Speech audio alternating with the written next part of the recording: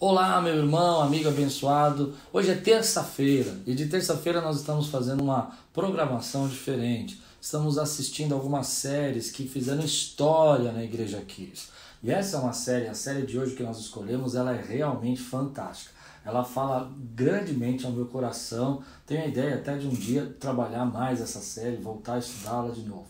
Ela fala sobre temperamentos e nesse tempo de quarentena, nada como estudar um pouco dos nossos temperamentos. Muitos casais têm problemas com relação a isso, eles não conseguem entender a diferença de reação e ação de acordo com a personalidade e o temperamento de cada um.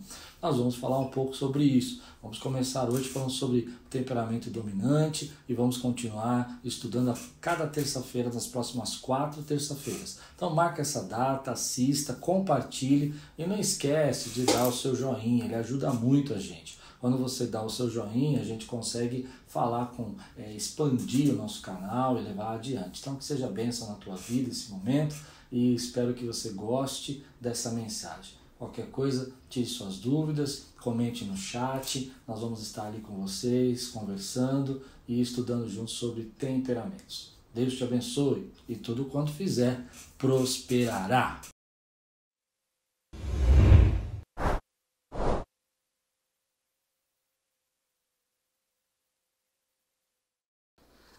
Terminando a série de temperamentos, de manhã fizeram, aqui não tem a noite.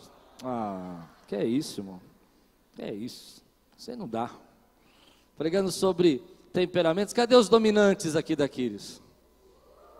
Levante a mão, os dominantes, essa cena assim para nós. Oh, glória, só pensar. É você, eu sempre achei que fosse. Cadê os pacientes aqui? É nós. Cadê os pacientes? E os analíticos? Cadê os analíticos? Hoje eu vou pregar a respeito dos extrovertidos. Nós temos extrovertidos aqui na igreja? Olha a diferença. O paciente fala. O dominante, eu. E o extrovertido, é fácil saber que é extrovertido, né? É fácil. Eles vão, e sabe que essa semana eu tive vários testemunhos sobre a pregação. E um deles foi muito legal. Eu não sei se a pessoa está aqui, não vou falar o nome dela, mas ela mandou um e-mail para mim e falou assim: pastor, amei essa série, me achei, eu sou analítico, eu queria agradecer pela pregação. Eu fiquei lendo, né? Falei, onde ele vai chegar? Aí ele falou assim: porque quando eu estava indo para casa, minha esposa disse assim: agora eu sei que você realmente me ama. Salvamos um casamento, irmão. Estou brincando, eles não estavam em crise não, mas é interessante como os temperamentos, eles envolvem os relacionamentos. Lá em casa são 3 dominantes. Então quando eu vou tomar café, é um negócio assim meio tenso. Eu sento a dominantezinha, a dominante e a dominante mãe. E aí elas começam a falar a respeito de mim, como se eu não estivesse na mesa. Não é? Tipo, não, porque o pai sou eu. Aí outro dia eu estava tomando café, elas começaram a falar, eu falei assim: vocês sabem que eu estou aqui, né? Só para saber se vocês sabem. É interessante que isso tem falado muito com a gente lá em casa, e às vezes a gente brinca, porque nós não percebemos as atitudes que nós fazemos antes da gente entender o nosso temperamento. E eu vejo pessoas falando assim para mim: olha, essa semana eu fiz uma... E aí eu falo, como assim fez uma? Não, eu cheguei, eu falei um negócio, na hora veio no meu coração, como eu sou dominante. Eu falei, é o Espírito Santo. Não? É ou não é? Glória a Deus. Os nossos temperamentos, eles influenciam diretamente os nossos relacionamentos. A gente acha que não, mas muitas ações que nós temos todos os dias são ações baseadas no nosso temperamento. A gente pensa que aquilo é só nosso. Mas a gente vai estudando, a gente vai percebendo que não.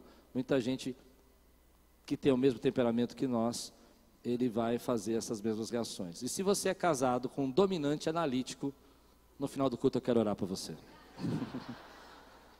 É brincadeira. Abra sua Bíblia comigo, Marcos capítulo 14, versículos 51 a 52. Nós vamos ler 4 textos da palavra do Senhor. não vou estudar hoje um apóstolo, vou estudar alguém que estava nos dias de Jesus ali, um discípulo, mas não era um apóstolo. E acredito que os sinais que a Bíblia nos dá, a característica dele é uma característica extrovertida. É muito difícil você achar a característica extrovertida nos apóstolos, porque eu acredito que a Bíblia não trata essa exuberância, essa questão divertida, ela deixa isso um pouco de lado, né? Mas João Marcos é um jovem que para mim era extrovertido. Tímido ele não era, você vai ver por quê. Vamos ler juntos? Primeiro levanta sua Bíblia bem alta, prepara o teu coração, diga: essa é minha Bíblia. Eu sou o que ela diz que eu sou. Eu tenho o que ela diz que eu tenho. E eu posso. O que ela diz que eu posso. Abrirei meu coração. Deixarei a palavra de Deus entrar. E nunca mais serei o mesmo. Amém. Marcos 14, 51 a 52. Um jovem vestido apenas um lençol. Um jovem vestindo apenas um lençol de linho estava seguindo Jesus. O que esse jovem está fazendo só com lençol de linho, gente? Na rua. Quando tentaram prendê-lo, ele fugiu, nu. Então, tímido ele não era, né? Não era. Hoje teve uma irmã que falou assim: pastor, eu li esse texto aqui, eu falei, se fosse eu era igualzinho. Eu falei, você ia sair assim e tal? Ele falou, Eu falei, então tá. Você é extrovertida mesmo? Ela falou, sou. Eu falei, então, tá certo. Deixando o lençol para trás. A maioria dos comentaristas acredita que esse é João Marcos. Agora ele aparece em Atos capítulo 12. Atos capítulo 12, versículo 25.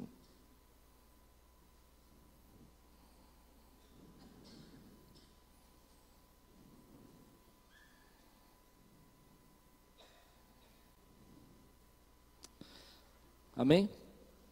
Tendo terminado sua missão, Barnabé e Saulo voltaram de Jerusalém, levando consigo João, também chamado Marcos. Esse é o primeiro momento que a gente vê que João Marcos vai fazer parte da equipe do apóstolo Paulo e Barnabé, e eles vão sair em missões, em cruzadas missionárias. Mas em Atos capítulo 13, versículo 13, a gente vai perceber que João Marcos abandona essa cruzada, abandona o compromisso dele. Diz assim, Atos 13, 13. De Pafos, Paulo e seus companheiros navegaram para Perge, na Panfilha. João os deixou ali e voltou para Jerusalém. Ele abandona a cruzada, ele abandona o compromisso dele. Agora em Atos capítulo 15, versículo 36, eu estou contando rapidamente a história de João Marcos para você. Atos 15, 36.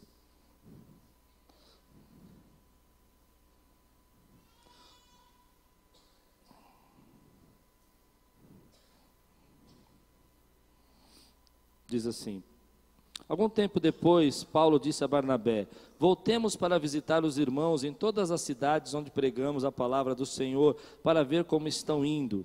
Barnabé queria levar João, também chamado Marcos, mas Paulo não achava prudente levá-lo, pois ele abandonou-os na Panfilha, que é o texto que nós lemos agora. Não permanecera com eles no trabalho. Não permanecera com eles no trabalho. Tiveram um desentendimento tão sério que se separaram. Barnabé, levando consigo Marcos, navegou para Chipre, mas Paulo escolheu Silas e partiu encomendado pelos irmãos à graça do Senhor. Passou então pela Síria, pela Cilícia, fortalecendo as igrejas. Agora o último texto que eu quero ler, 2 Timóteo capítulo 4, versículo 11. Então você percebe que Paulo discute com Barnabé, tem uma confusão ali, eles se dividem porque Paulo não aceita trazer de volta João Marcos, ele não aceitou que ele abandonou a cruzada no meio do caminho, que os deixou sozinho, e eles dividem o grupo, e cada um vai para um lado. Paulo assume Silas, Barnabé, João Marcos, e vão fazer a sua cruzada. Mas algum tempo depois, Paulo diz assim, em 2 Timóteo capítulo 4, versículo 11, só Lucas está comigo, traga Marcos com você. Alguma coisa já tinha resolvido aqui, o problema já tinha acabado, bonito isso, né? E ele diz assim, porque ele me é útil para o ministério.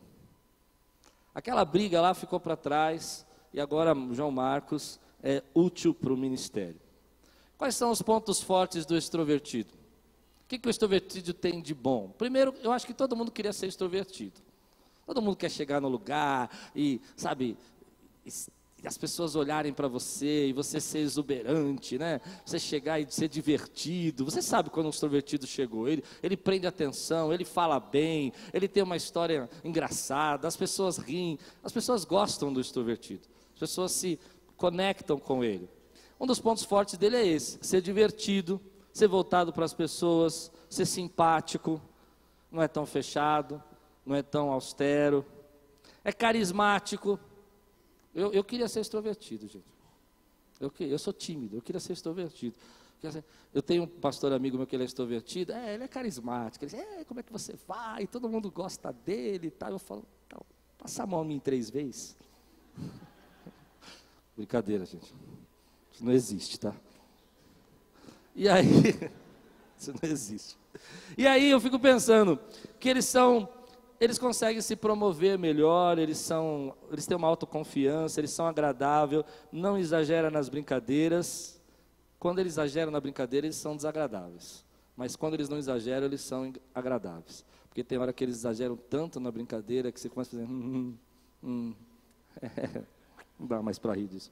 Agora, você percebe que quando um extrovertido entrou na sala, porque ele tem um espírito de motivação, ele é um bom líder, ele lidera as pessoas. Então agora eu quero conhecer os extrovertidos que se encontraram nessa lista. Levante sua mão aqui, dê um brado de vitória. Vocês estão tímidos, não é vocês. Aí, ó, agora quase ouvi um glória a Deus. Aleluia. Problemas. Às vezes eles agem por impulso. Às vezes eles respondem de uma maneira que não deveria responder e se arrependem. Quando eles estouram mesmo. Enjoam fácil. Eles enjoam facilmente das coisas. As coisas cansam. Não gostam de rotina, não gostam de trabalhar em lugar fechado, não gostam de cumprir regras. Amém? Posso ouvir um amém, irmão? Vocês estão se encontrando? Deus vai salvar vocês hoje. Às vezes, em relacionamentos, tem dificuldade de saber o que estão sentindo. Isso logo no começo do relacionamento, as emoções é meio assim. Um dia, ele fala, o extrovertido ele é engraçado porque ele chega um dia e fala assim, eu tô amando, é demais, é tremendo, é sensacional, você tem que ver. Uau! No outro dia você fala para ele, e aí, como é que tá? Tá mais ou menos, sabe? Não. Ele chega no trabalho, pessoal, vamos lá, é isso que nós temos que fazer, essa é a direção, é isso que tem que ser feito. No dia seguinte você entra e fala, e aí, vamos fazer? Ele, o quê? Ele já mudou de ideia. Eu quando era jovem, eu era extrovertido. Na igreja batista eu era extrovertido. E uma das coisas que era interessante comigo era que era muito difícil eu gostar de uma coisa por muito tempo. Era muito difícil eu gostar de uma coisa por muito tempo. Eu gostava do negócio, estava apaixonado, era maluco aquilo na minha cabeça. Eu falava, meu Deus, que legal! Uma semana depois eu falava assim, nossa, que coisa chata. Então para todos eu trouxe uma palavra. Não, deixa eu fazer a brincadeira que eu sempre fiz. Eu esqueci. O encontro de um extrovertido com um dominante. Então, vamos fazer o seguinte. A moça é extrovertida e o menino é dominante. Eles entram no carro. Você sabe que quando o dominante pergunta para você aonde vamos, ele já sabe aonde vai. Sim ou não? É só uma pegadinha. Eu já ensinei você. É só uma pegadinha. Ele fala, para onde nós vamos? Aí você fala, o extrovertido vira e fala assim, aonde você quiser. Aí o dominante, não, você vai falar para onde nós vamos. Aí o extrovertido, então vamos naquele lugar. O dominante, naquele lugar? Aí o extrovertido, ele vai murchando, que nem uma florzinha, né? Vai falando, então vamos onde você quiser, né? No trabalho, o extrovertido, foi o que eu falei. Ele chega o grupo, reúne o grupo, ele faz toda aquela alegria com o grupo. No dia seguinte você pergunta para ele, vamos fazer? Ele fala, o quê? Passou. Então eu vou dar uma palavra para os extrovertidos aqui. A palavra que Deus me deu, para cada um Deus me deu. Para o dominante Deus falou, seja mais tolerante. Para o paciente seja mais otimista. Amém? Para o analítico seja mais empático. E para os extrovertidos, persevere. Posso ouvir um amém? Perseverança. A palavra é perseverança. Perseverança é uma atitude, às vezes, difícil da gente ter. Todos nós precisamos de perseverança. É muito fácil você começar animado um projeto, é muito fácil você começar animado uma ideia, é muito fácil você ouvir a voz de Deus no seu coração e você entender que aquele momento Deus está falando com você e que é para você ir naquela direção, mas é difícil você manter a motivação, o ritmo, a vontade de fazer. O texto que eu li, João Marcos, ele parece que começa bem na viagem missionária, mas no meio do caminho, a Bíblia diz, e ele não perseverou. Ele não perseverou, ele desistiu no meio do caminho do projeto que Deus tinha colocado no coração. E me parece que o apóstolo Paulo, ele como um bom dominante, ele não aceitou muito bem esse negócio de ter desistido no meio do caminho. E ele disse, olha, não tem mais conversa, não tem volta, porque a falta de perseverança rouba as bênçãos de Deus na sua vida. Meu pai fez aniversário agora essa semana. Ele já é falecido, mas fez aniversário, eu lembrei dele, e quando eu estava preparando essa mensagem, lembrei de uma frase que meu pai falava para mim, sempre, quando eu era garoto, se prometer, cumpra. Eu vou dizer isso com vocês, levante sua mão e diga assim, se prometer, cumpra. Então cuidado com o que você promete. A gente promete coisas demais, e o extrovertido às vezes faz isso sem perceber, ele diz sim para tudo. Você fala para ele, dá para você estar aqui às 7? Dá, e ele nem sabe se dá, mas ele falou que vai dar. E ele fala, não, mas à meia-noite também? Claro que sim! Estamos juntos! E na verdade chega na hora, ele sem perceber, e não por maldade, viu? Eu não acredito nem um pouco que é maldade. Ele simplesmente, na personalidade dele, dizer sim para ele é uma atitude normal. Só que quando ele diz sim para uma coisa, ele está dizendo não para uma série de coisas. Então, uma regra básica aqui que eu quero deixar para você: se você prometer, você vai cumprir. Você prometeu para mim que não vai faltar em julho, aleluia! Posso ouvir um glória a Deus? Aí chega domingo que vem, aí você fala assim: não, pastor, eu prometi, mas não rolou. Porque tem um negócio numa língua portuguesa que inventaram que é do diabo. É do diabo. Foi Satanás que inventou esse negócio. Não rolou. Porque parece que não rolou é libertação para tudo. Você promete muita coisa. Sim? Já viveu isso uma vez? Eu estou achando que eu escandalizei vocês. Mas a gente faz isso. A gente fala, não, eu vou fazer. Aí você fala, você não prometeu para mim? Aí a pessoa fala, mas não rolou. Rolou, absorveu. Não absorveu não. Seja seu sim, sim, sim. E seu não, não, não. Se você prometer, você cumpre. Muitas vezes a gente não percebe como a gente frustra os projetos de Deus na nossa vida por falta de perseverança. Os projetos de Deus acabam na sua vida por falta de perseverança. Você não consegue manter o ritmo. Você não consegue fazer aquilo que Deus está mandando você fazer por um tempo necessário. Isso é uma coisa que eu preciso aprender. E como eu disse, eu fui extrovertido e o meu maior problema era perseverar, irmão. Eu não tinha condição de continuar muito tempo focado. A inconstância roubava as bênçãos de Deus na minha vida. Eu não tinha condição, querido, de manter muito tempo, por exemplo, num projeto. Até que eu aprendi algo de Deus. Seja fiel na rotina. Seja fiel no teu dia a dia, no teu compromisso. Porque é muito fácil ser fiel no milagre. E que benção é ser fiel no milagre, irmão. O milagre vem, Deus opera. A gente lê nas histórias bíblicas os milagres acontecendo e parece que era um dia depois do outro. Milagre, vira página milagre, vira página milagre. Só que aqueles períodos de 40 anos, de 15 anos, os servos de Deus tiveram que ser fiel na rotina. Você precisa ser fiel na rotina, do teu dia a dia, no compromisso que Deus colocou na tua vida, para que as bênçãos de Deus te acheguem poderosamente a você. Rompa agora com toda a inconstância. Se começar, você vai terminar. Se prometer, você vai cumprir, porque Deus opera dessa maneira. Quando você é fiel na rotina, as bênçãos de Deus acontecem na sua vida. Quantos podem dizer glória a Deus aqui, meu irmão?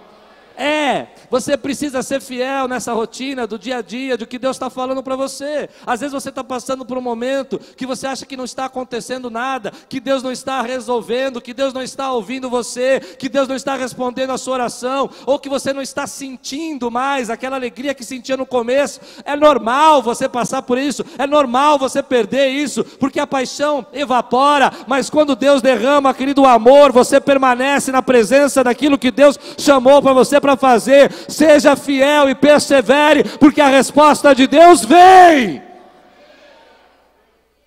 Mas vem para aquele que é fiel na rotina, aquele que persevera. Você imagina uma pessoa no seu trabalho e você percebe que ela não tem esse compromisso, essa perseverança. Não dá para investir nessa pessoa.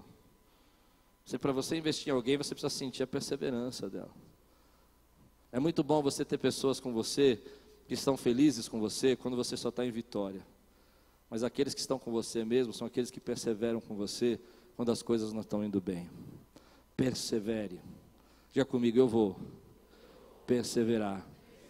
Sabe por quê? Porque eu acredito que às vezes nós estamos tão próximos de chegar na resposta do que Deus tem para nós e nós desistimos. Quantas vezes eu já vi isso como pastor? Deus está começando a agir. A resposta está começando a chegar.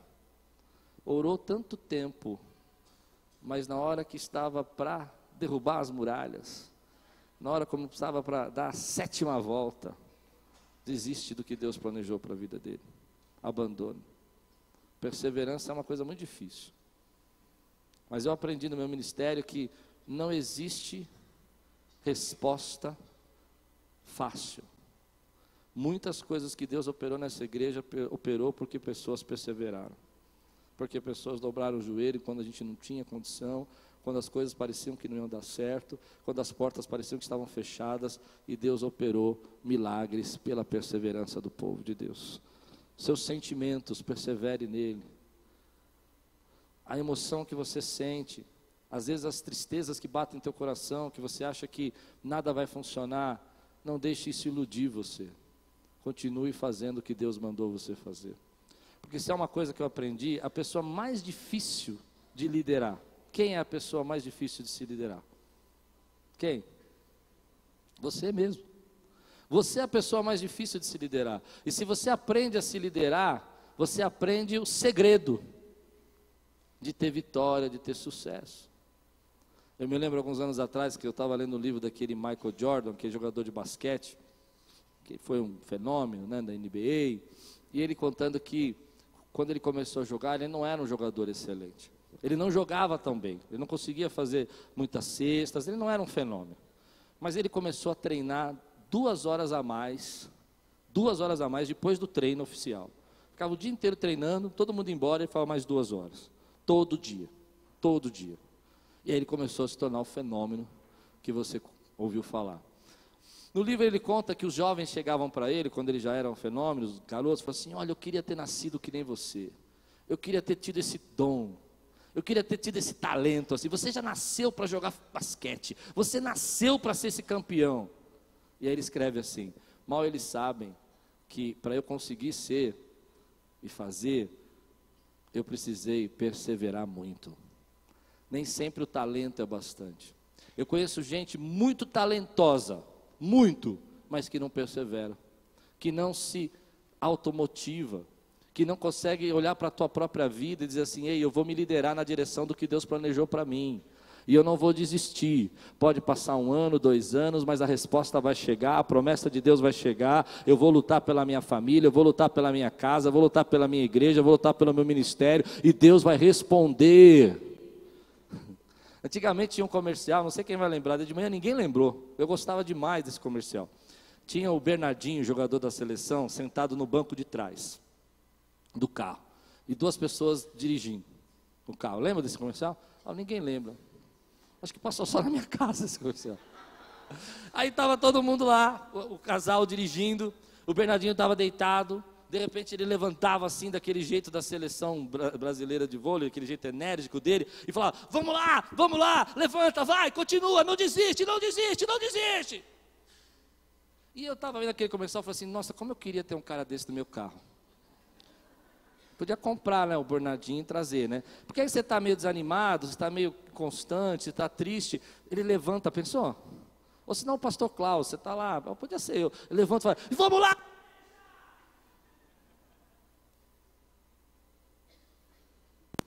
Vamos lá, povo de Deus! Levanta, levanta, anima, não desista, não desista! Tá ruim, hein? Tá ruim, nem assim está conseguindo. Força! Posso ouvir o glória a Deus? Posso ouvir mais forte? Pois bem, isso não existe. Amanhã você vai para o trabalho, vai bater o desânimo de sempre, e não vai ter nem pastor Klaus, nem Bernardinho batendo atrás de você: força, força, força, força. Levanta! O que você precisa é liderar suas emoções, é se autoliderar. Quer ver uma coisa que a gente precisa aprender a se autoliderar? É na oração. Quantos creem que a oração responde? Quantos creem que Deus, quando a gente ora, Deus faz milagre, Deus tem resposta para nós? Quantos oram?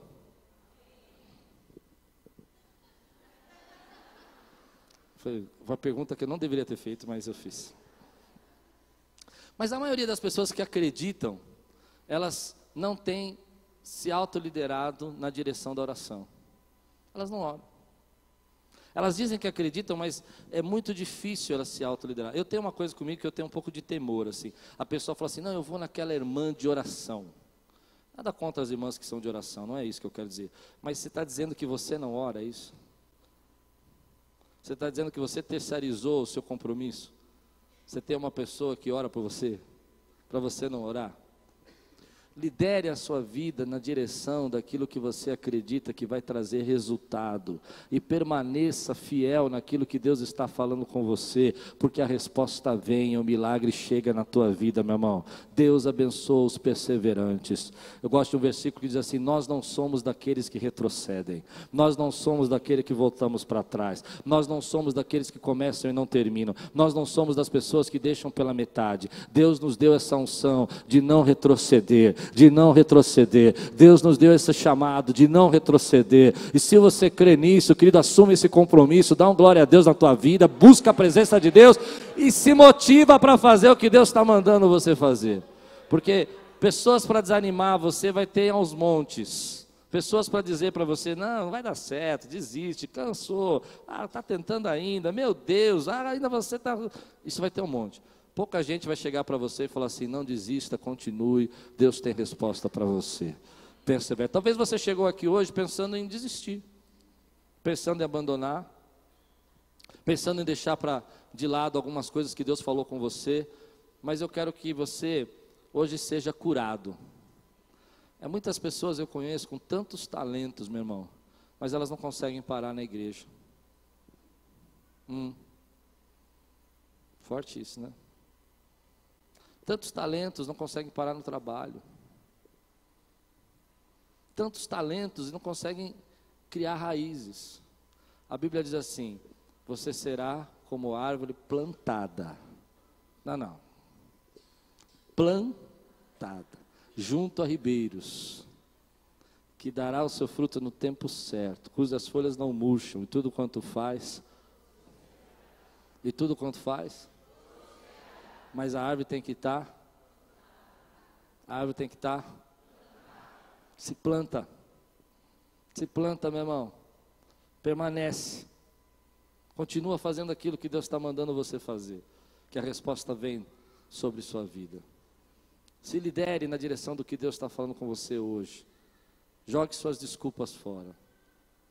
Uma das lições maiores que você pode ter na sua vida é como a gente gosta de terceirizar as nossas desculpas. Eu não oro porque a igreja não me ajuda. Não faz muito sentido, né? Eu não vou na igreja porque eu estou desmotivado. E a gente faz o quê? Como a gente resolve isso?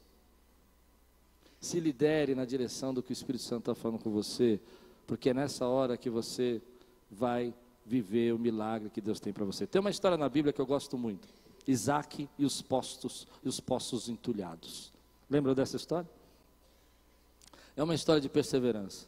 Isaac cava um poço, ele acha água, os inimigos vêm, entulha o poço, joga entulho no poço, sedimenta o poço. Isaac não briga, Isaac vai para outro lugar, persevera, abre outro poço, encontra água, o inimigo vem, entulha os poços. Isaac não desiste, vai para outro poço, abre os poços, encontra água. Meu irmão, a bênção para você quando você se determina a fazer o que Deus mandou você fazer. Aleluia. Agora, eu sempre tenho falado que quando o Espírito Santo entra na vida de uma pessoa, um cristão, o seu temperamento é transformado. Olha o que a Bíblia diz aqui em Gálatas comigo, capítulo 5, versículo 23. Mas o fruto do Espírito é amor, o gozo, a paz, a longanimidade, a benignidade, a bondade, a fidelidade, a mansidão, o domínio próprio. Contra essas coisas não há lei. Eu acredito assim, nosso temperamento tem fraquezas, mas ele tem muitas coisas fortes. Como eu disse, o extrovertido, ele é divertido, se conecta, mas uma das fraquezas, como eu disse, é a perseverança, a falta dela. Quando você recebe essa unção do Espírito Santo de Deus na sua vida, você recebe o fruto do Espírito, o fruto vem compensar, vem fortalecer você, vem te levantar na área do seu temperamento que você é fraco. E há duas coisas que eu acredito que o extrovertido vai receber de Deus e vai ser fortalecido e vai ser colocado de uma forma restaurada. A primeira delas é domínio próprio. Quando o Espírito Santo vem sobre a sua vida, derrama o fruto do Espírito, meu irmão, ele derrama a graça de você começar a controlar suas próprias emoções.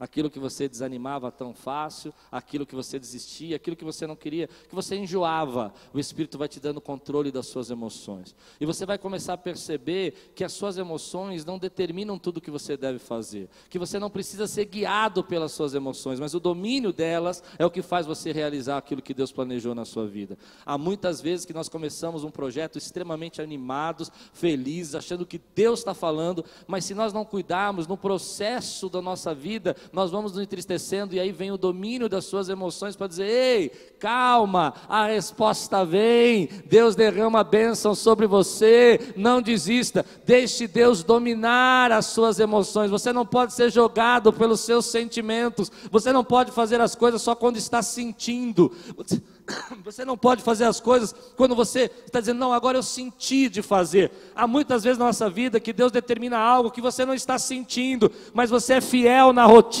porque o Espírito Santo domina as suas emoções e te faz ir na direção da vontade dEle hoje. Quebre agora essa inconstância, quebre agora, meu irmão, esse alto e baixo de emoção, receba a unção do Espírito Santo de Deus, receba domínio sobre as suas emoções. É nessa hora que você olha e fala assim: olha, pode ser que eu não esteja sentindo nada, mas eu confio no que Deus falou. Pode ser que eu não esteja tão apaixonado como no começo, mas ainda não é hora de abandonar o que Deus mandou eu fazer. Eu não sou levado pelo vento, eu não sou alguém que dobra pelo vento, eu sou guiado pelo vento do Espírito Santo. Aleluia. E aí você começa a perceber que esse domínio do Espírito na sua vida vai trazer resposta para você, vai trazer as portas que você está esperando. E às vezes nós estamos tão perto delas. Estamos tão perto delas. Eu sinto de dizer isso para você, meu irmão. Estamos tão perto de respostas grandes, de orações que nós estamos fazendo há tão tempo. Você não pode desistir agora. Não pare na sexta volta. Dê a sétima volta e dê o teu brado para que essa muralha caia na tua vida, meu irmão. Em nome de Jesus. A segunda ação do Espírito Santo na nossa vida, daquele que tem esse problema de inconstância, é a fidelidade. Fidelidade virou um problema hoje. O que é ser fiel? Defina. O que é ser fiel? É interessante que as pessoas não entendem que a fidelidade é abençoadora. Vou colocar numa situação bem prática.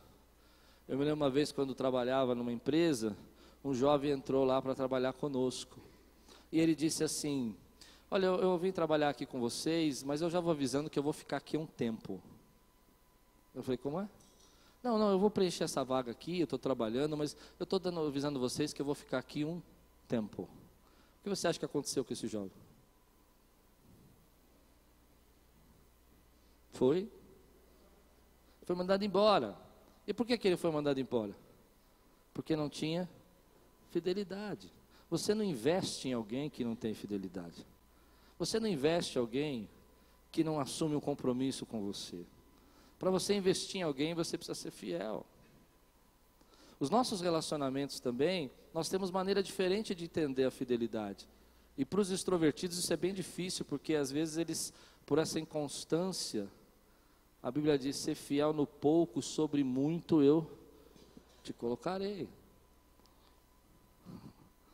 E aí, eu lembro uma vez, eu não queria falar isso, mas eu falei de manhã, eu vou falar à noite. História triste. Fui atender uma pessoa. Já aconteceu isso várias vezes. A maldição do WhatsApp, conhece? A maldição do WhatsApp. O que é a maldição do WhatsApp? Bom, começa a trocar uma mensagem com uma pessoa. Sim? A mensagem fica íntima. Não é? Seu cabelo está bonito. Ai, obrigado, você também. Vigia. Vai aumentando. E vai se tornando, pode falar isso, pastores, tudo bem? Íntimo. E eu já vi casais começarem a não conversar e conversar com uma terceira pessoa, coisas íntimas. E não preciso ser explícito. E uma vez conversando com uma pessoa, foi muito interessante, eu disse: mas o seu marido acha que você o traiu por causa desses WhatsApps. E a pessoa me respondeu: WhatsApps feios, sabe? Redes sociais usando para coisas que não provêm de Deus. E as pessoas me responderam uma coisa que eu não entendi. Ela disse assim: não, mas eu não traí. Eu só conversei no WhatsApp. Eu não fiz nada. E aí eu tive um insight. Temos níveis diferentes, eu disse para ela, do que é fidelidade. Porque se minha esposa expõe a sua intimidade para uma terceira pessoa no WhatsApp, ou seja, em qualquer rede social, ela expôs a sua intimidade para mim, ela me traiu. Mas eu percebo que para você não. E eu percebi que a gente tem um problema de fidelidade. E eu disse: e se o seu marido fizesse? Expusesse a intimidade dele? Não, isso não pode. Estou aprendendo muito com esse diálogo. Sabe, meu irmão, a fidelidade abençoa as nossas vidas. Tudo aquilo que vem quebrar a sua fidelidade com a sua esposa, com a sua família, tudo que vem romper a intimidade que você precisa ter só com a sua esposa, só com o seu marido, eu vou dizer para você, e eu creio e recebe essa, porque você precisava ouvir, Deus precisa falar isso na igreja: não vem de Deus, acaba com isso, vai acabar com a tua família. A sua intimidade é para a pessoa que você escolheu para viver para sempre. Quantos podem dizer amém por isso que eu estou dizendo, meu irmão? Mas quando a gente é fiel, a bênção na fidelidade. Se você tiver que promover uma pessoa, você vai promover, eu vou dizer para você, não o mais capacitado, mas o mais fiel. Se você tiver que levar alguém com você para um novo projeto, você não vai levar o mais inteligente, mas aquele que tem um compromisso com você e um compromisso com o que você vai fazer. E eu acredito muito nisso que eu vou dizer. Nós vivemos uma época onde a nossa fidelidade está sendo atacada, jogada no chão, e as pessoas não percebem isso. Nós não percebemos isso. Nós não temos fidelidade, às vezes, até a nossa igreja. E nós queremos ser abençoados. Se Deus te colocou aqui, você precisa ser fiel àquilo que Deus colocou. Se Deus te chamou para cá, você precisa ser fiel. Quantos podem dizer amém por isso, querido? Porque é aí que Deus vai abençoar. Deus não vai abençoar teu coração dividido, teu ânimo dobre. Você precisa ser fiel. Eu conversava com um pastor amigo também essa semana, ele falou uma coisa que eu nunca tinha ouvido falar. Ele disse assim, alguns irmãos da minha igreja foram para uma outra igreja, foram para uma igreja de grife. Eu falei, Eu falei, que negócio é esse de igreja de grife? Eu nunca tinha ouvido falar, igreja de grife. Aí eu fiquei pensando, será que a Quírios é uma igreja de grife? Quírios Dudalina. Irmão, esse negócio, aí eu me lembrei de uma situação que eu vivi, sobre a questão de fidelidade. Porque eu sou de uma igreja de grife. Deixa eu dizer uma coisa para você. Eu estava outro dia almoçando, chegou um casal, sentou do nosso lado, ele falou, eu já vi vocês e tal, conhecia vocês, aí começou a conversar, que igreja você é e tal, e aí ele falou assim, eu sou de uma igreja, ela é assim, assim, assim, eu falei, que legal, ela é pequena, tudo, mas ela veio da Austrália. Eu falei,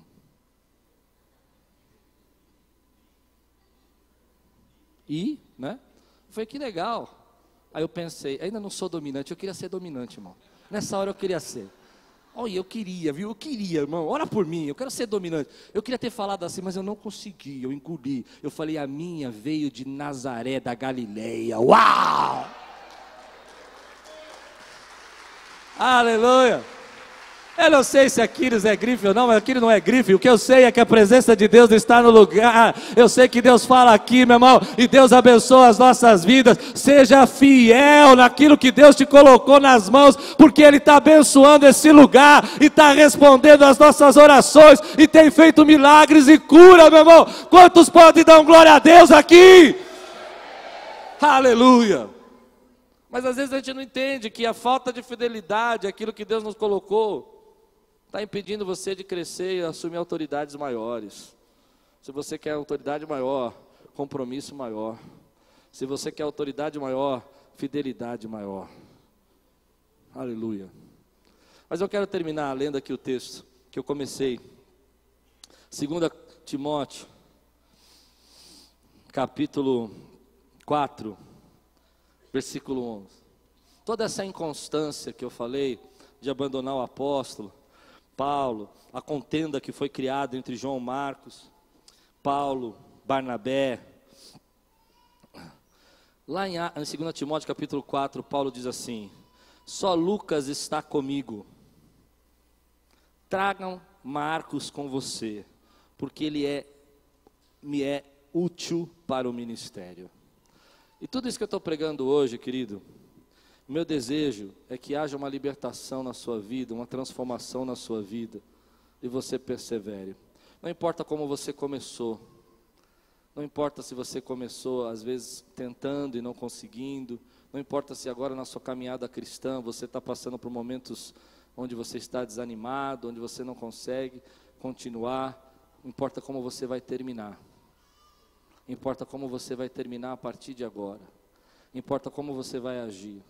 E João Marcos terminou transformado, terminou sendo muito útil, terminou sendo fiel, terminou fazendo aquilo que Deus estava mandando ele fazer, ao ponto do apóstolo reconhecer. E essa é a liberação que eu quero ver nessa igreja hoje. A inconstância sendo expulsa, o desânimo sendo mandado embora, a crise de fé indo embora, a falta de empatia indo embora, meu irmão, a intolerância saindo da igreja, Deus controlando os nossos temperamentos e derramando a bênção dele, você fiel no pouco e sobre muito sendo colocado, você começando bem e terminando bem os propósitos, você dizendo sim e sabendo que esse sim é um não para uma série de outras coisas, mas você vai até o final em nome de Jesus. Importa como você vai terminar,